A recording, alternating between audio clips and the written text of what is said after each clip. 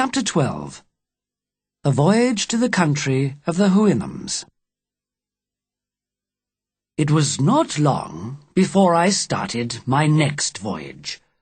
On the 7th of September, 1710, as captain of my own ship this time, the owner of the ship wanted me to sail to the Indian Ocean to do some business for him there. But I was very unlucky. On the way, I had to employ some new sailors from Barbados, but they were men of very bad character. I heard them whispering to the other sailors several times, but I did not suspect what they were planning. One morning, as we were sailing round the Cape of Good Hope, they attacked me and tied me up. They told me they were going to take control of the ship and become pirates. There was nothing I could do. They left me alone on the beach of a small island in the middle of the Indian Ocean. As the ship sailed away, I realized I had no idea where I was. I found a road away from the beach and walked very quietly and carefully along in case I was attacked. Several strange-looking animals were lying in a field, and some were sitting in a tree. Their heads and chests were covered in hair, and they had beards as well. They walked sometimes on 2 and sometimes on 4 legs, and could climb trees. They were certainly the ugliest animals I had ever seen in all my travels. When I met one of these creatures on the road, his face showed great surprise, and he lifted a foot high in the air. I did not know if he was going to attack me or not, but I hit him hard with the side of my sword. He screamed so loudly that all the other animals ran to help him. There were about 40 of them around me. I kept them away by waving my sword in the air, but their wild cries frightened me, and the horrible smell from their bodies made me feel sick. Suddenly, they all ran away. I noticed that a horse was coming along the road, so I supposed the animals were afraid of him. The horse stopped when he saw me, and seemed very surprised. He neighed several times in a very intelligent, gentle way, and I almost wondered if he was speaking in his own language. When another horse came along, the 2 horses walked up and down together, while neighing to each other. They seemed like 2 important people discussing a difficult problem. I watched this with astonishment, and decided that if the animals in this country seemed so sensible, the human beings must be the most intelligent in the world. The 2 horses then came close to me, looking at my face and clothes with great interest.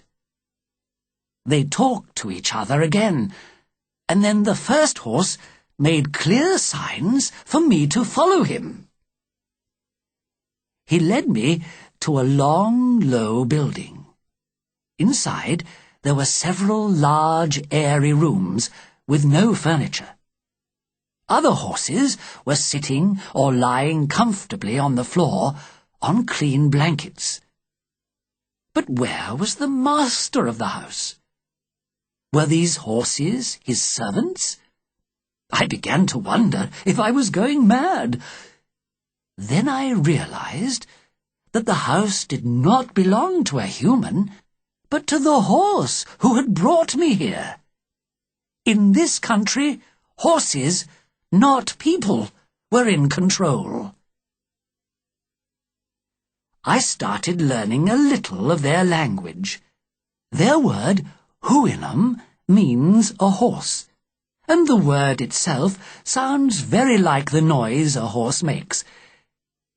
I found it very difficult to say this word, and so I decided to shorten it and call them Whois. Their servants were the horrible-looking animals I had seen earlier.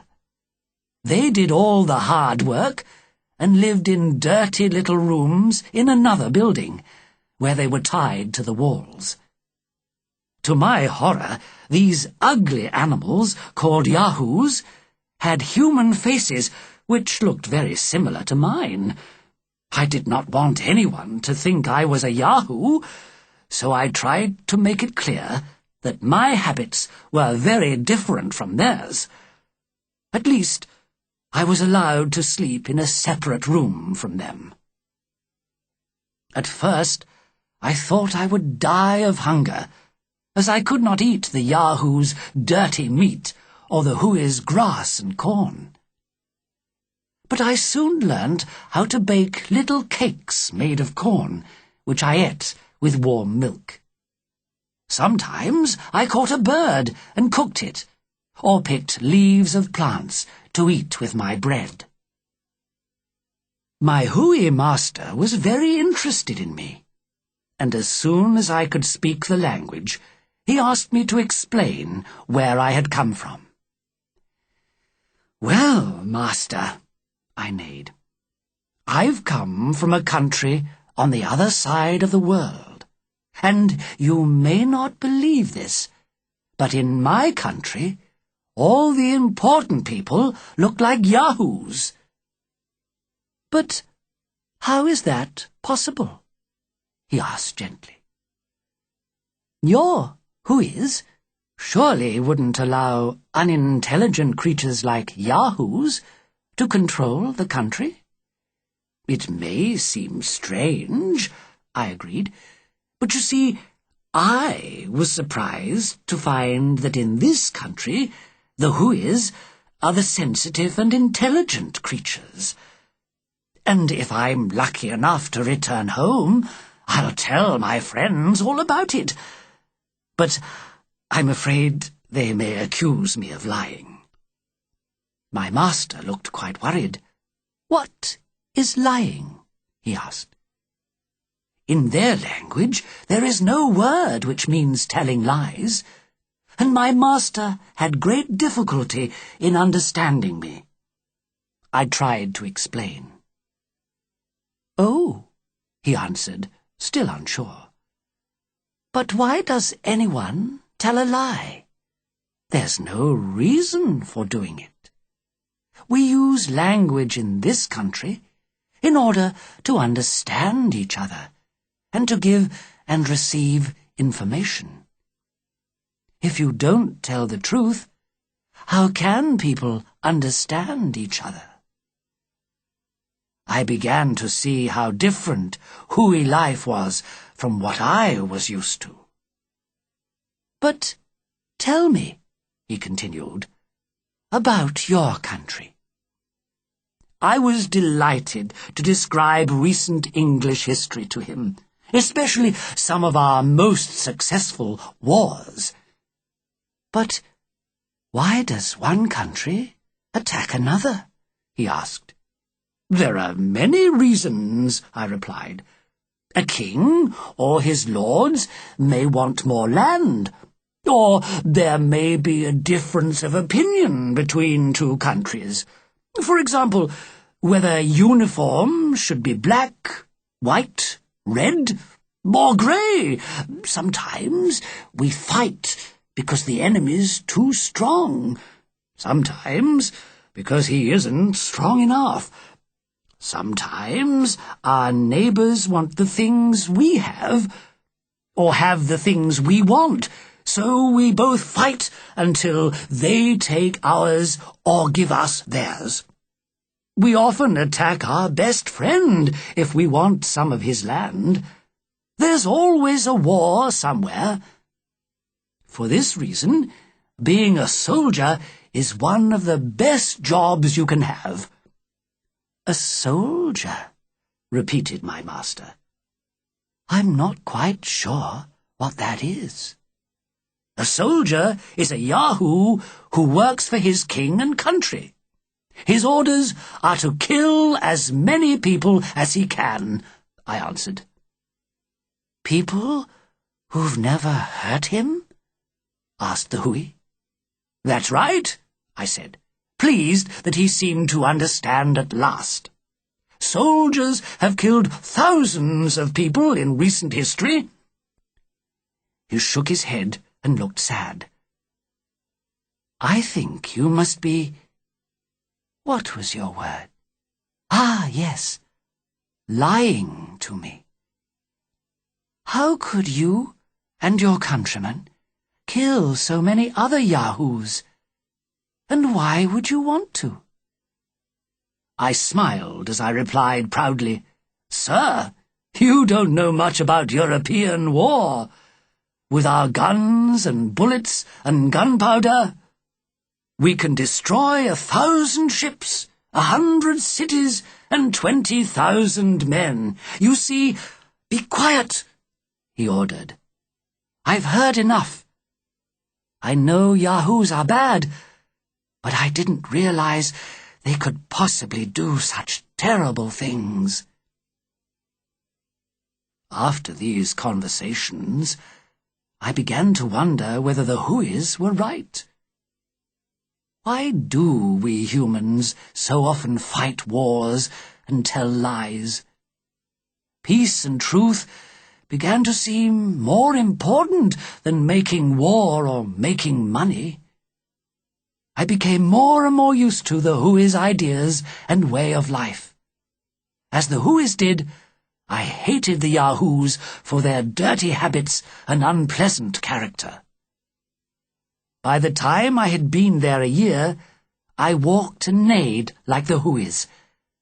I felt such a strong love for them that I planned to spend the rest of my life among them and to try to become more like them.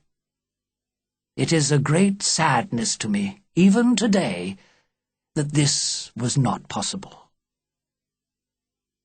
One day, my Hui master said, Can you explain something to me?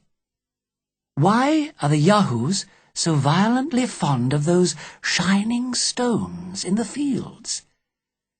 They dig for days to get them out of the ground and hide them jealously from other Yahoos.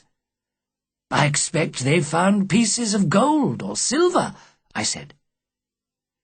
Because he did not seem to understand, I added, We use them as money to pay for things, you see. How strange, he replied. We share everything here. No Hui needs, what do you call it? Money? Perhaps you can imagine how I felt. I knew I could be happy forever with these sensible, gentle creatures who never lied or stole, in a country which had no disease, no crime, no wars. But this perfect happiness did not last long. I'm sorry, said my master one day. My friends and I have decided you can't stay here any longer. You see, you're neither one of us nor a Yahoo. No, I cried desperately. Don't send me away. How can I go back to England to live with those awful Yahoos? I'm afraid you must, he replied gently. My servants will help you make a boat. And so, 2 months later, although I was very sad to leave, I said goodbye to my dear master and his family, and rode away from the land of the Huis. I knew that I would never find happiness anywhere else. After several days travelling eastwards, I arrived in Australia, and from there managed to find a ship returning to Europe. I did not enjoy the voyage. The sailors all laughed at me because I walked and neighed like a horse. They looked just like those horrible Yahoos, and at first I could not let them touch me or come near me. Their ugly faces and unpleasant smell made me feel quite ill. And when I arrived home in England, after being away for 5 years, my wife and children were delighted to see me because they had thought I was dead. But to my horror, they looked and smelt like Yahoos too, and I told them to keep away from me. Even now, 5 years later, I do not let my children get close to me, although I sometimes allow my wife to sit with me while I eat.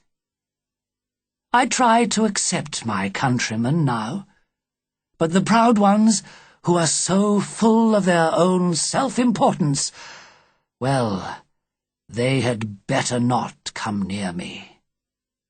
How sad that people cannot learn from the Whois. I was hoping that perhaps human beings would change their ways after reading the stories of my life with the Whois. But they accuse me of lying in my book. And now I realize that people still lie, steal, and fight, just as they have always done, and probably will always do. I will say no more. Clearly, there is no hope for human beings. I was stupid to think that I could bring reason and truth into their lives and thoughts. Humans are all Yahoos, and Yahoos they will remain.